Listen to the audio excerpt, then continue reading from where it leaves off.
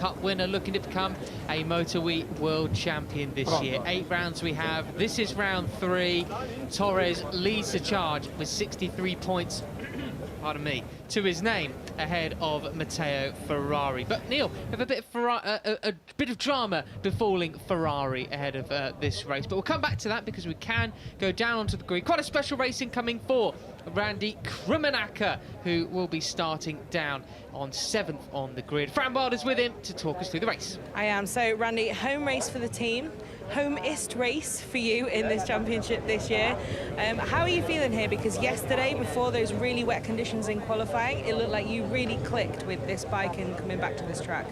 Yeah, for sure. I really like the track. I know it for many years, but the level is high. I still need to learn a bit, but I feel great today and I'm looking forward to the race. Do you think dry is a little bit better for you? No, I have to be good in every condition. Of course, dry races bring us more experience, and the more experience we have, the faster we will go. Thanks and best of luck. Thanks very much to Randy, starting from 7th on the grid. Thanks as well to Fran for saying homist, which is a new word in my lexicon, I must say. Always happy to hear For a new anyone word. who was going to race me, it was on purpose. So if you do find it distasteful, I apologise. Excellent stuff. So thanks for that, Fran. We just saw Eric Granado on our screens there as well. 3rd on the grid, so he is, Neil. But we've had a couple of penalties coming in for today's race, haven't we? So talk us through those, if you don't mind. Yep, exactly. Matteo Ferrari also in the title fight, a race victor in the 2 race rounds that we've had so far. One in Le Mans, and then of course, sorry, he wasn't the victor at Mugello, but he was on the podium in both races at Mugello. Matteo Ferrari qualified 9th, Luca Salvadori qualified 14th. Both have been sent to the back of their respective sessions. So Ferrari was supposed to be 9th, he'll actually be starting in 10th, and that was because there was small adjustments made to his swing arm during qualifying. I think it was to give him a bit of a aerodynamic boost. A bit of tape was put over one of the little holes that is in the Ducati swing arm for this year, and that was against the rules. So Ferrari has been put back in position. Luca Salvadori was due to start 14th, he'll be back in 18th at the back of the grid. Well, there we go then, Ferrari getting ready for the session there. We are just 3 minutes away from, or 5 minutes away I should say, from the race beginning. It still says my time is 3 minutes till the warm-up lap. I don't think so, we don't do warm-up laps, what do we do? No, we don't, and 10 laps this MotoE race at the Sachsenring. I think that's the most laps we've ever had for a MotoE encounter since we started. So you can see there, technical infringement, he was disqualified from Q2 because there were 10 riders in Q2. That means he goes to 10th, and Salvadori, he was disqualified from Q1, and that puts him at the back of that section, which means he's at the back of the grid. So Ferrari, one of the favourites, it has to be said, is going to have to come back from the 4th row. Yesterday, Matt, in free practice, he was half a second faster in the dry than anyone else. Yeah, he was really, really impressive in the dry, wasn't he? So those experience from looking right back towards 2019, clearly coming into its own. But the bike has come on so much since then, hasn't it? I mean, it was such a different motorcycle. Obviously, it's very different from this year to last year with the Energica and Ducati, but you get what I mean as well. Even though in those just 3 years or so that we had MotoE from its very first initiation back in 2019, the bike had improved so much year on year. But see how we go this time around. Of course, we got traction control here as well, and these riders spending so much time on the tyre. We will see whether there's more smoke billowing off their rear tyres or not, won't we? Here is Randy Krummenacher, who Fran spoke with a little bit earlier on. He starts from P7 today, and she said a bit of a home race for him with his own team, and also given the fact that he's from Switzerland as well. Absolutely, but the front row, Jordi Torres, Hector Garzo, Eric Granado, those are the 3 men to look out for in this first MotoE race here at the Sachsenring.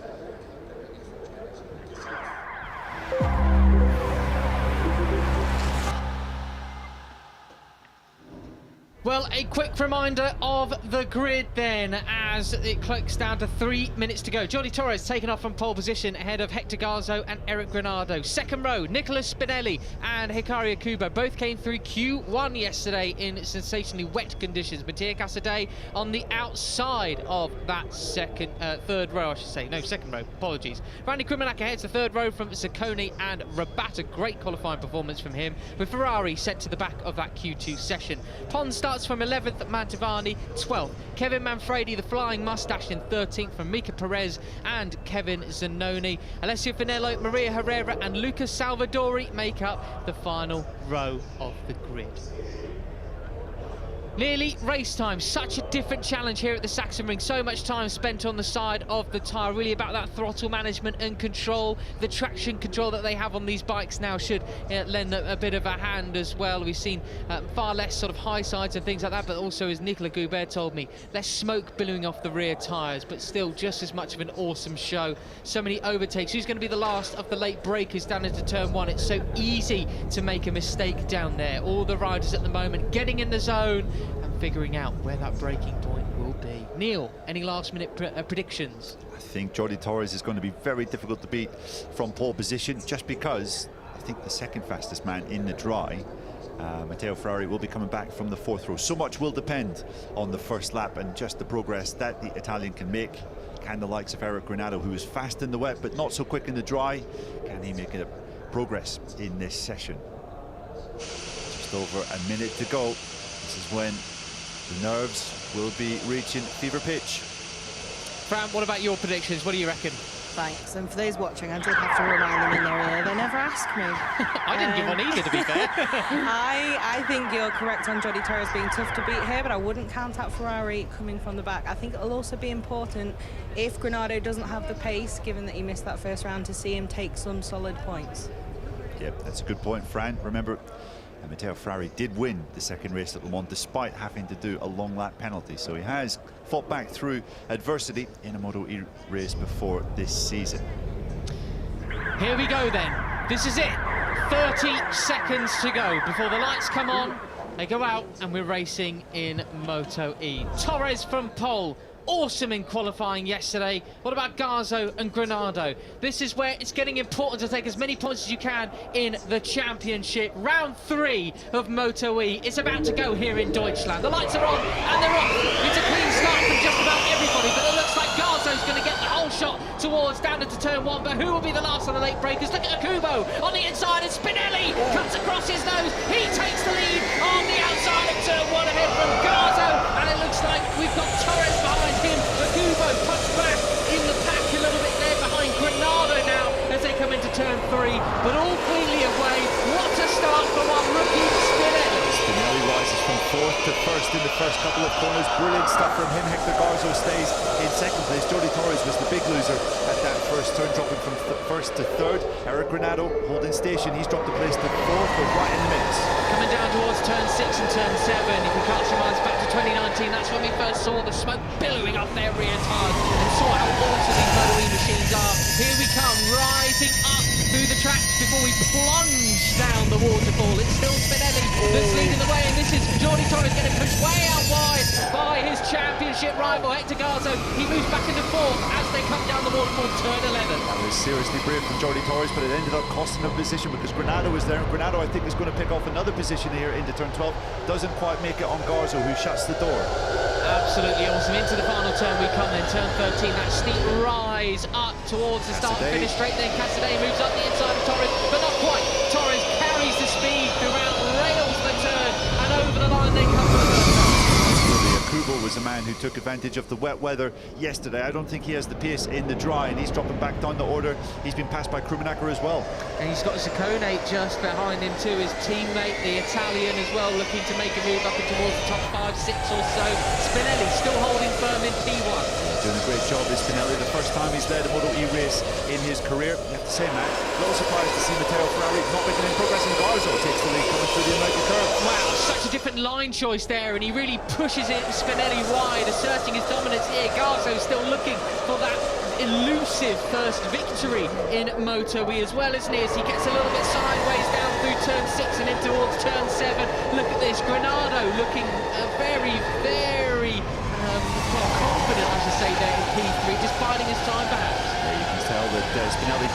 the pace. Hector Garzo felt that he could do a much better job up front now. Will the number 4 be able to stretch this field up? Because you can see no one has managed to get away. We've got about 10 riders here in the lead group after just a lap and a half.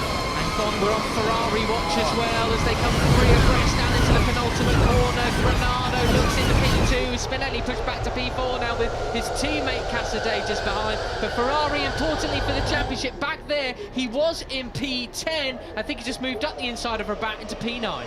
Yep. Finally some progress then for the number 11. It's taken him a little bit of time to get going. You have to say Zacconi and they should be easy picking for a man of his pace. Garzo unsurprisingly sets the fastest lap of the race, but here comes Torres into turn 1 on Granado. Oh, Granado so late on the brakes. You look at the corner speed, he carries Neil into there. Blimey, I thought he was going to go way wide, all well into the gravel. Look at the ground he caught up on Garzo there. Granado so special down into turn 1 clearly. Zacconi picks off the Cobra to go 7th. It's good to see Zacconi looking a bit more like his old self in the MotoE World Championship after a pretty quiet start to the year, but you can see there, 27.9. Fastest lap of the race for Hector Garzo. We have had very limited dry weather running for this MotoE class all weekend, so this is in some ways a bit of a step into the unknown. And that's only a 10th off the all-time lap record set by Ferrari in P2. Already took the record off Nicky Tully back in 2019 as well, so the pace is red hot here in the Sachsenring as we're racing here for the 2nd time in MotoE's history. So the main station, Eric Granado has been really good coming out of this route. Waldman curve down the waterfall into turn 12. It looks as though Torres might have a little look here, and Torres has. Here he goes, up the inside of Granado then. That was as clean as you like, but I'd love to see Granado down in towards turn 1. He pulled out something real special there the last time around. Casadei looking to come into the fray now. He had a crash down in free practice earlier on yesterday around lunchtime in the wet conditions, but he's looking much stronger here in the dry. Good progress from Krummenacher as well, who's managed to get past Nicolas Spinelli. Look at Casadei looking under Granado at turn 1. It looks as though he's going to take advantage. Try. Granado touched it out around the outside. Oh, look at that. He says, no way, Jose, you are not getting on the inside of me. The corner speed he carries, Eric, is so good. I mean, that's pretty impressive because Casadei is also one of the best on the brakes here in this class. So to muscle him out the way was incredibly impressive indeed. Yeah, Casadei, though, needs to be careful. He's already got 2 non-scores in the World Championship so far this year. A crash at Le Mans, a crash also in race 2 at Mugello. He needs to get some points on the board, and you can see that Jordi Torres is right on the back of Hector Garzo. He's looking quite threatening. He's the championship leader. Looks like Spinelli's time towards the front, who was relatively short-lived, wasn't he? He's back in 6th now behind Krummenacher, the Swiss rider, looking to have a great result in what will be his closest race to home, you would assume. Down Ralph Waldman curve they come, turn 11. Garzo a little bit wide there. Torres lining him up potentially for a repeat of what he managed with Granado, but Garzo equally good on the brakes as well. This could be it for Garzo, his first MotoE victory. Absolutely, you can see some track limits warning coming in already. Okubu, he has been demoted to 9th. Matteo Ferrari has gained another position, but not making rapid progress. He is right on the back of this lead group. I guess you could call it a lead group of 8 as they come across the line. Just 1.5 seconds covering the top 8 men in this class. Look at the 81, Torres trying to move up the inside again of Casadei, but no, Casadei has moved up the inside of Eric Granado. Garzo, I should have mentioned there previously, but Eric, oh, he bites straight back into turn 2. That's not an overtaking spot. Brilliant stuff there, absolutely love it.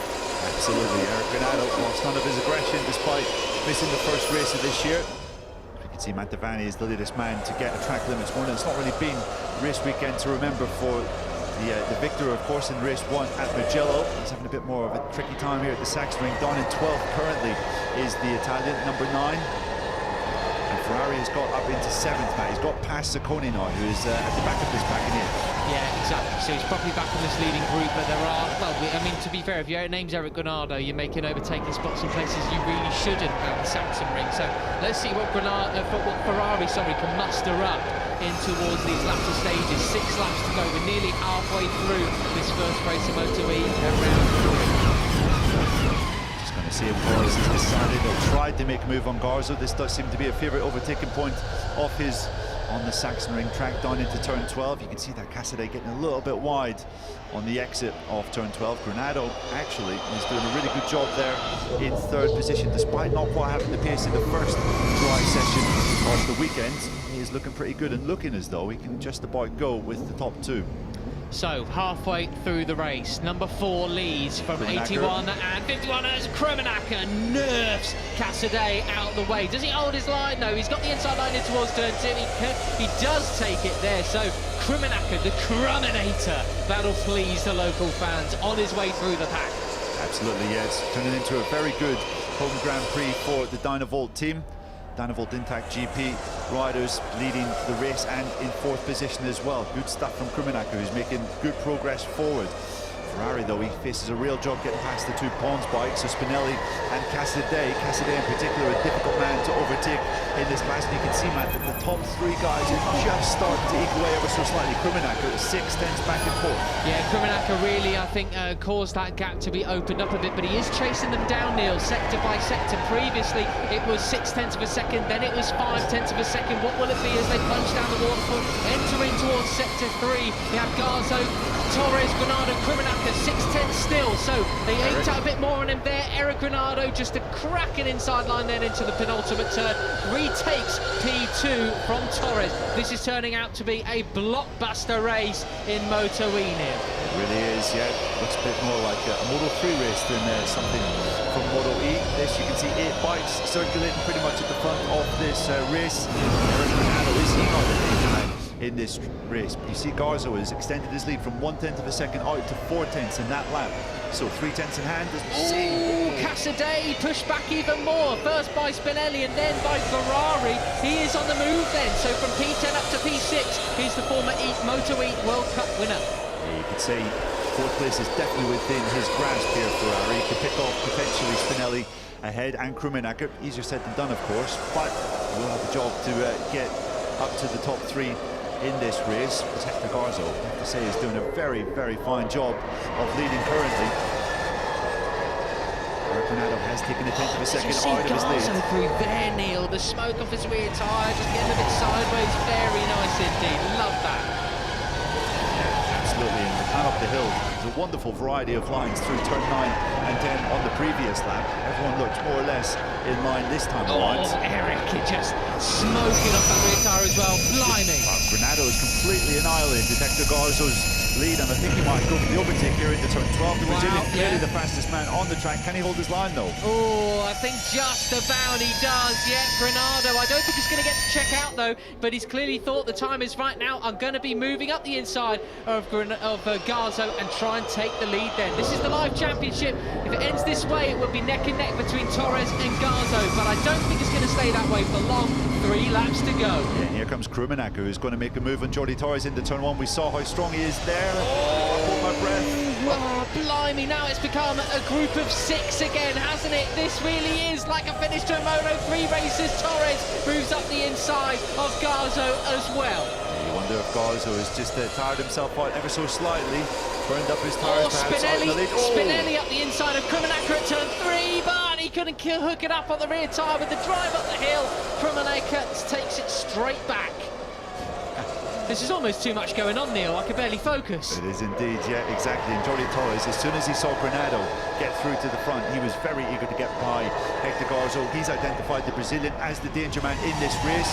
And already Eric has managed to pull out 2/10 of a second. But as we've seen in this race so far, that can disappear in a couple of corners. You've got to be sensible. You've got to think of the championship. I no doubt plenty of them are. The only one who's probably giving that a little bit extra for that first victory will be Garzo in P3. He'll not be content with just another podium. They're no longer good enough for the number 4, but what can he come up with as we enter the final couple of laps? Ferrari manages to get Spinelli. He's up to 5th now, so 5 positions gained for the championship contender, the number 11, who's making really, really strong progress here. But look at Spinelli. Oh, he's looking at the inside, but he's not going to give it away easily as Ferrari will. Spinelli sacrifices drive up the hill. No, he takes that place off Ferrari once again.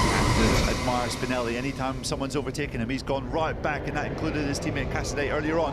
Oh, and Garzo make a move. Yeah, looking up the inside of Torres that time around, parks it perfectly up the inside, but I think he sacrificed his line for turn 2. Torres is going to get the one on him, pushes it back out wide. Not this time around, Hector. Yeah, that was Really good stuff from Torres. Just managed to place himself on the outside of Garzo, even though he was later on the brakes into turn 1, to make sure he had that inside line for turn 2. Expert riding from the number 81, Jordi Torres, in second position. Still, though, Granado is managing to lead. I think it is going to come down to turn 12 on the final lap, though, man. Yeah, I think so. I really do agree with you there, Neil. The pace has properly slowed down as well. 129s from across the board compared to that 127 lap record. That's why this group is really bunched up once again, Moto3 style. But will anybody have any answers for the questions that Eric Granado is asking of them?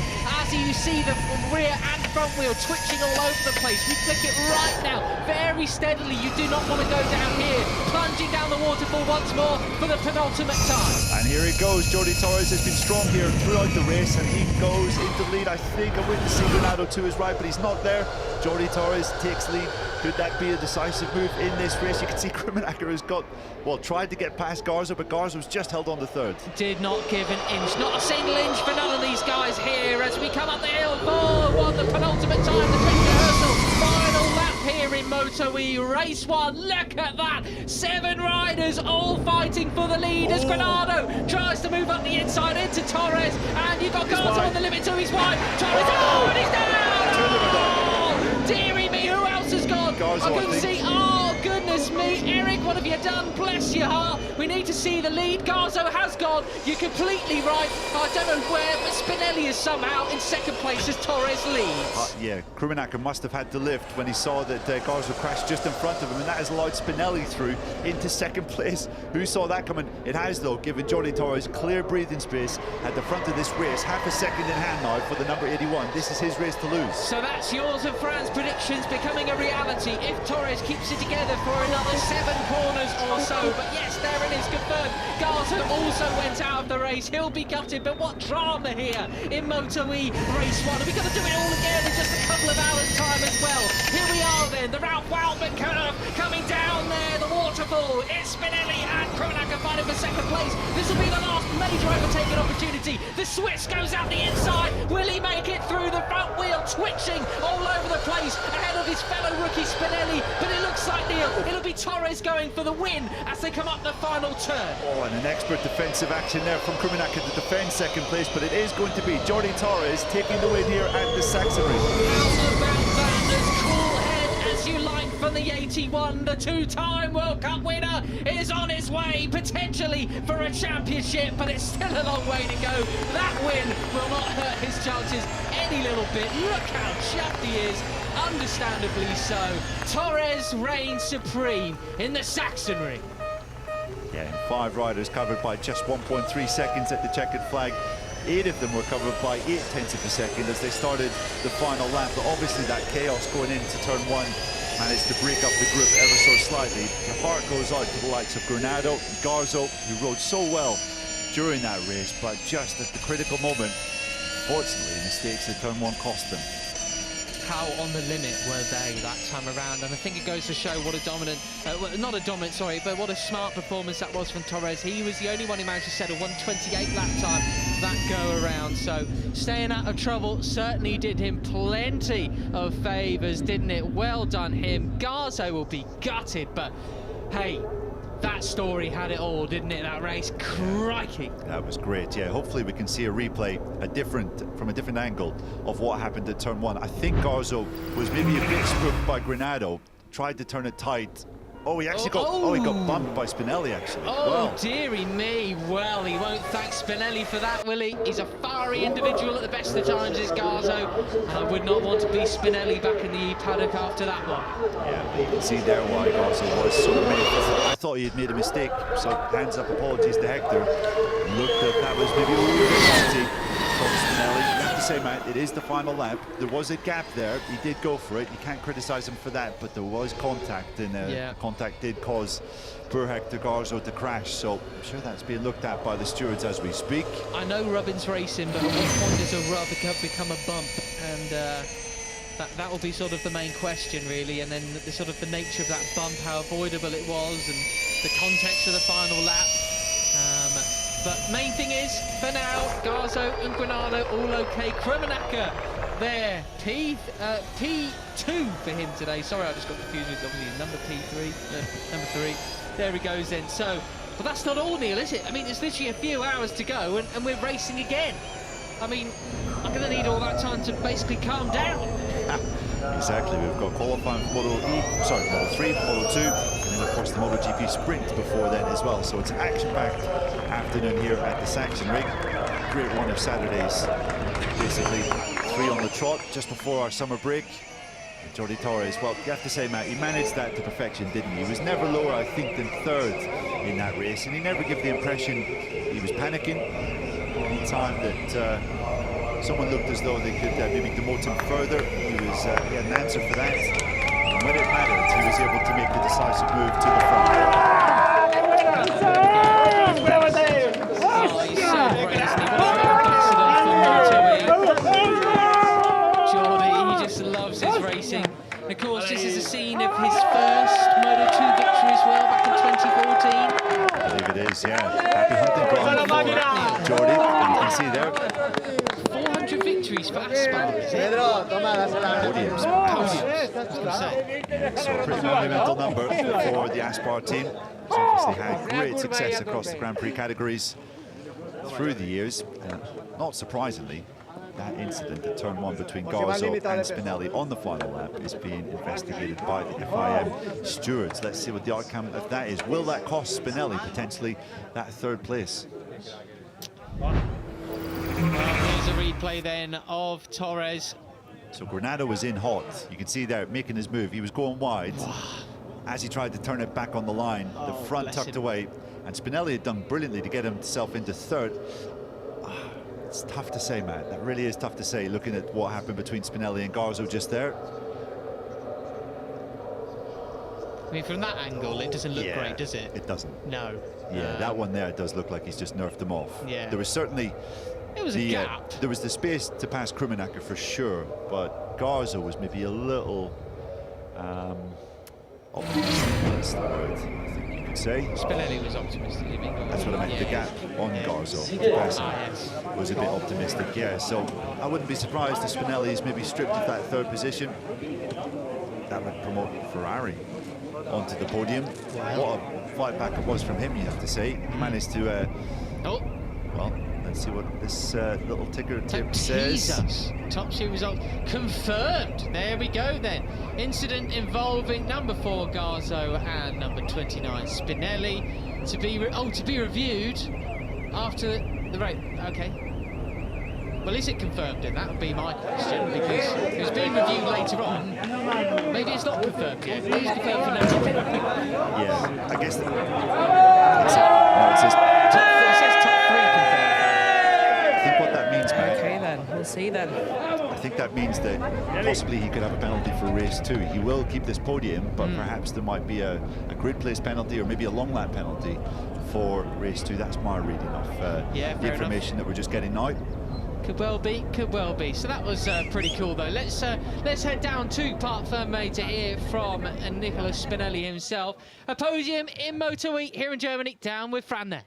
Well, congratulations, some great speed today, and you're in Parc Fermé, ready to take to the podium. How does it feel? Yeah, I'm happy for this my 5th podium in MotoE. It's not easy, but it's okay. I'm focused for the race 2 and see after. Thanks to my team and thanks all. Well, congratulations. Thank you. Well then, yeah, he's perhaps a little bit subdued there, Neil, for one reason or another. I'm sure he would have wanted a bit more than at 3rd place. Maybe he's a little bit apprehensive about whether he'll get that taken off him or not, or a penalty for later on. Bit apprehensive running into Hector Garzo in the paddock. He's going to put his helmet straight back on, isn't he?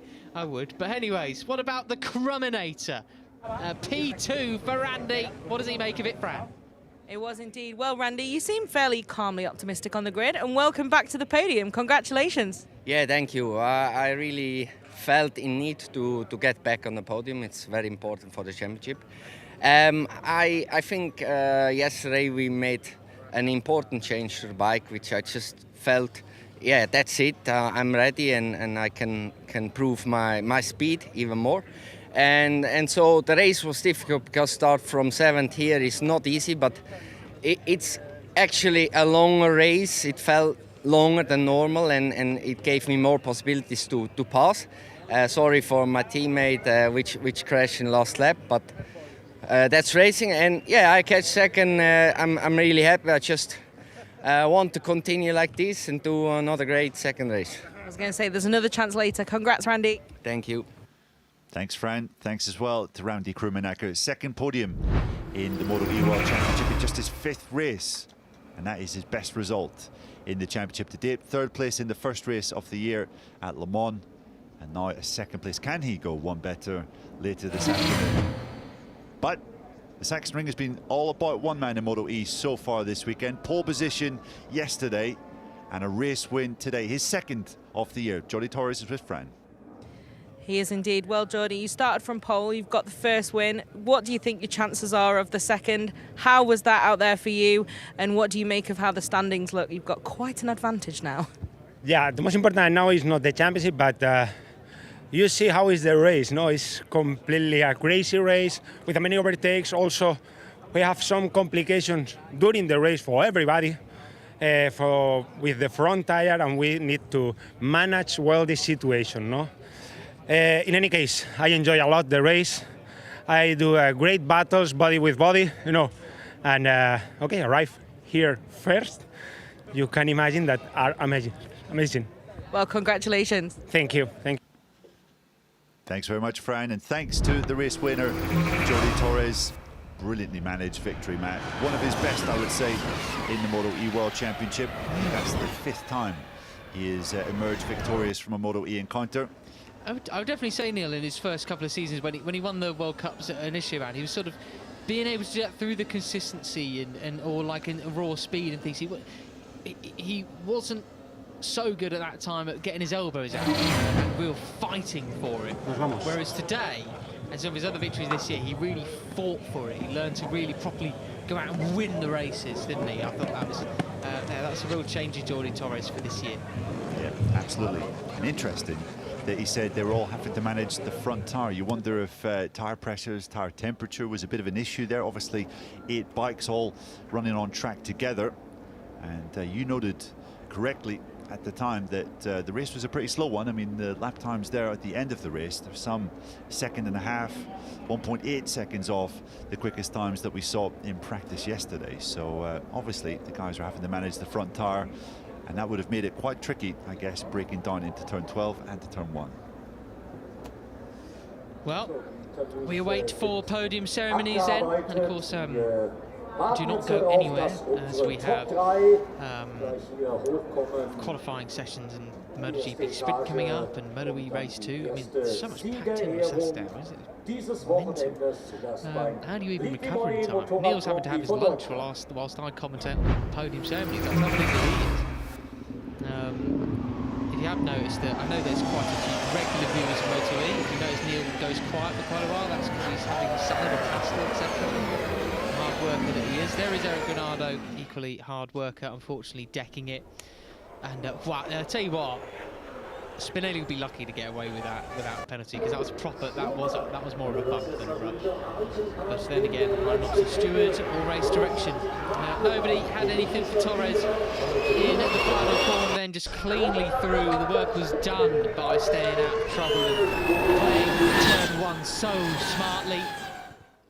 As Krummenacker and Spinelli all waving as they come across the line as well.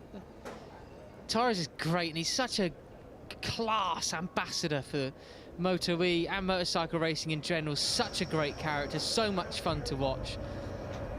And he just loves it. He's so chuffed at this stage in his career that he's still a full-time professional World Championship motorcycle racer and winning, you know, World Cup winner and everything like that. He's not quite so much of a young buck anymore as Jordi. Early 30s, mid-30s, Jordi Torres, what do you think? I need to have a look, don't it? Yeah, about mid-30s now. Spinelli, though, from one of the now old guard of MotoE to a complete rookie. In Spinelli, young lad as well, young Italian. Another old guard of Grand Prix and World Championship motorcycle racing, Randy Krimenaka, stepping onto the podium. That must be pretty cool as well. But here he is then, Torres, legging it out. Oh, just loves every single opportunity to be on the podium, especially with a win, doesn't he? The best pork chops, mutton chops, whatever you want to call them, in motorcycle racing as well. Jordi's 35, thank you, Lewis. 35 years old. Well then, the trophy's being handed out. We've got third place one for Spinelli, second place for Randy Krimenaka. That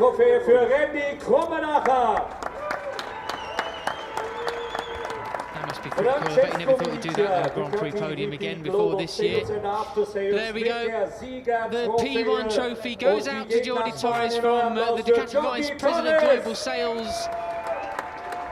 That's pretty neat. Torres holds his trophy high, and now we await for the Spanish national anthem.